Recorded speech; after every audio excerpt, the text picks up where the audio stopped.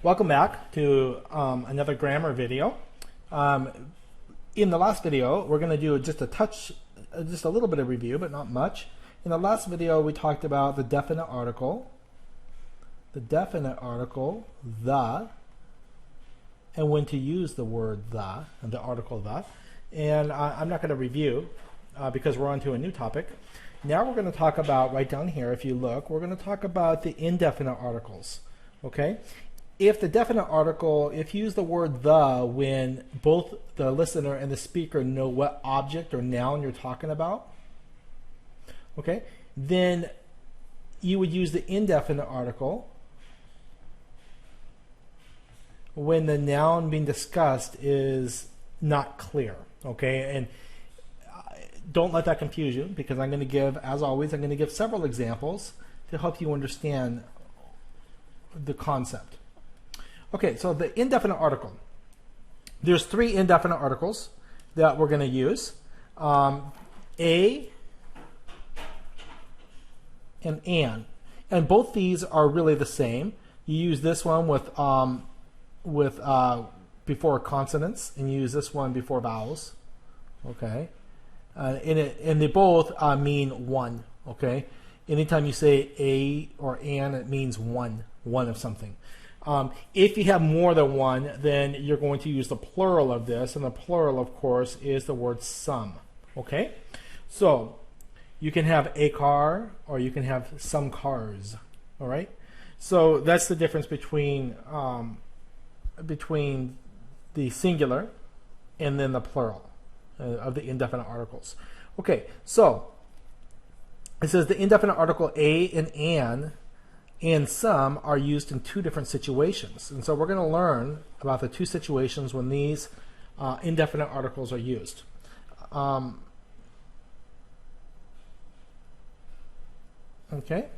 It says the first instance is when the speaker does not have a specific noun in mind. Okay.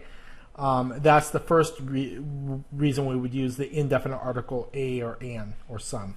And then the second one is when the speaker does have a specific noun in mind, but knows that the listener does not know which noun it is. Okay, and I'm going to walk you through a couple of examples here. Here's the first example. Do you have a minute?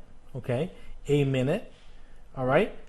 In this example, the speaker does not have any exact minute in mind. They just want to know, do you have a minute? Okay, and then the listener will decide when they have the time to meet with you. Okay, so that's the first one.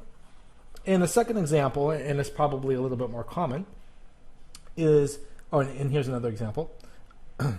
When you travel a lot by air, you have to expect some delayed flights. Okay, some delayed flights. In this example, the speaker is talking hypothetically. The speaker has no specific delays in mind, but he knows that they're going to happen. So you would use the word some, okay, some delays.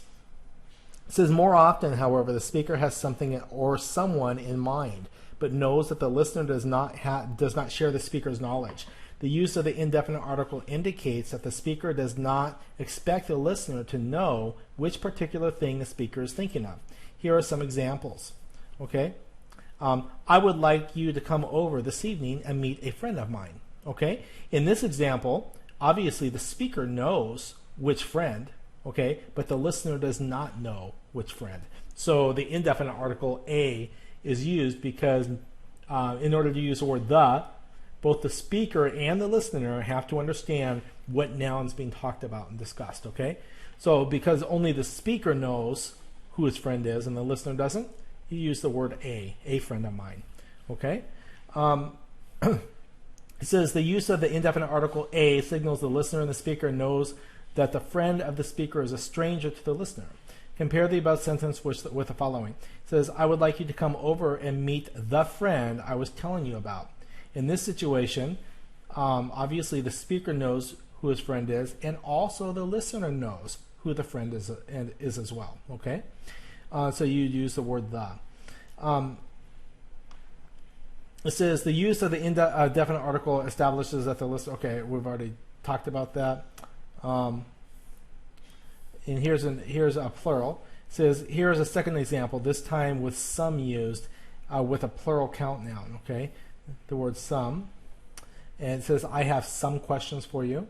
Okay, some questions. Obviously, you know what questions you have, or I know what questions I would have, but the listener does not know which questions are coming. Okay, so because it's the noun is undefined, then you would use the word some. Okay.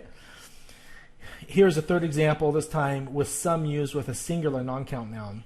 It says, I think that there will be some opposition to the new offer. Okay. Once again, it's the person expects there to be opposition, but they don't know exactly where the opposition is coming from, so they would use some. Okay. That's how you would use it. And then the use of some with a non-count noun opposition signals that the speaker anticipates opposition. Anticipate means to expect. The exact nature of that opposition, however, is not shared knowledge between the speaker and the hearer. Okay. The indefinite article a has a second form, which is the word and you would use that in front of vowels. Okay. For example, an apple. And really, the enunciation is an in this situation. Usually, you say it sounds like an apple. I want an apple. You don't say an apple. Okay. Most of us say an apple. Just like you wouldn't say I want a banana. Okay. You would probably say I want a banana. A banana. All right. So a rhymes with like duh. That's how you would say it. And then an usually rhymes, you say it n. I want an apple. An apple. All right. If you want to emphasize it, you would say an apple or a banana. But usually not. Usually it's de-stressed. All right. So hopefully that doesn't confuse you, but that's the enunciation, so you know how to say it when you're talking. But let's look at this. The only difference, the only time you would use a with a vowel is in a situation when it sounds like a Y. And that's usually the long U sound, like unicorn, yeah. See hear the Y sound? You would use a unicorn, a uniform, a unit, a usage. Okay, so you wouldn't use the and there. It's you want the vowel sound, not necessarily the vowel itself. Okay. It says both a and an are normally unstressed, and we've already talked about how it's said. Okay, you can read that if you want. The reason for the two forms is historical. Okay, it means the word one. You can take a look at that if you wish. That's fine. We don't need to know. You can read this if you want. It's kind of cool. I would encourage you to do so. And then, of course, you know that you cannot use a or an to talk about plural nouns or more than one. You have to use the word some. We've already talked about that. Okay.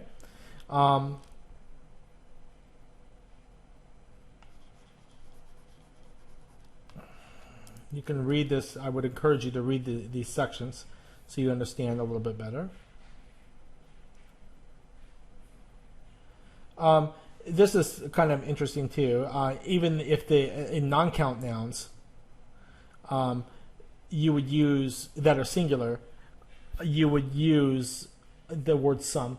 For example, I'm afraid that there has been some confusion, even though confusion is singular. You wouldn't say a confusion. All right, you'd say some confusion. Please bring me some water. There is some question about his visa. We will get some information. All right, those are non-count nouns where you would use the word some instead of a or an. All right, and usually it's because even though it's singular, information refers to it's singular and plural both. Okay, let's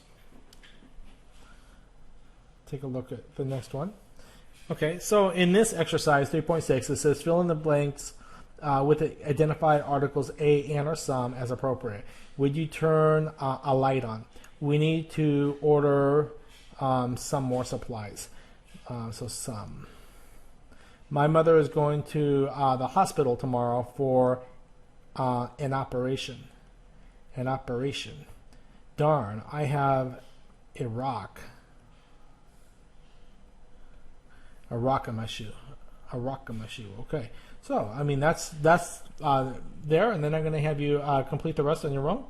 And if you have questions, go ahead and come in before school or after school. I would encourage you to compare your answers with your friends. Don't copy. If you have differing answers, discuss them and figure out why they're different and decide who's correct. Because even though that you can help each other out and get information from each other, you still have to be able to perform on the assessment that you have to take by yourself. So be prepared for that, and good luck, and I will see you in the next video.